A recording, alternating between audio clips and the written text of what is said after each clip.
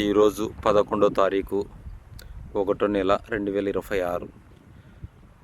ఈరోజు ఓరేపు పాడదామని చర్చికి వచ్చాను.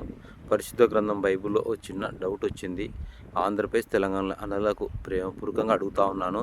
నా మాట తీరు బట్టి బాధపడినలకు క్షమాపణ చెప్తా ఉన్నాను. తెలియక ఏదైనా మాట్లాడింటే మీ మనసు బాధపడి క్షమాపణ చెప్తా ఉన్నాను.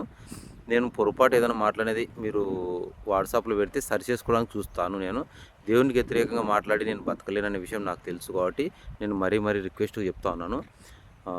పరిశుద్ధ గ్రంథం బైబిల్లో ఇప్పుడు ఏం డౌట్ అంటే, యేసు క్రీస్తు ప్రభువారు పుట్టినాల నుంచి పరలోకం ఎక్కిపోయేదాకా దేవుడు అని అనేక సార్లు పలికాడు, తండ్రి అని చాలాసార్లు పలికాడు.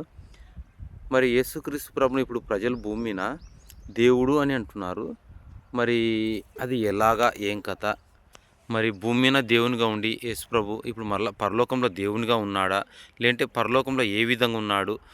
తెలిసిన అన్నలు ప్రేమపూర్వకంగా కామెంట్ రూపంలో వచనంతో సహా వీడియో కింద పెట్టవలసిందిగా కోరుతా ఉన్నాను. ఈ వీడియోని ఎవరైనా డౌన్లోడ్ చేసి ఎవరి ఛానల్ అయినా పెట్టుకోవచ్చు. మాకు ఎటువంటి అబ్జెక్షన్ లేదు. అందరికీ వందనములు. నా పేరు భూమా వాడాల సీను. నా సెల్ నెంబరు 9304563539. అందరికీ వందనములు. ఆంధ్రప్రదేశ్ తెలంగాణ అన్నలకు అందరికీ వందనములు.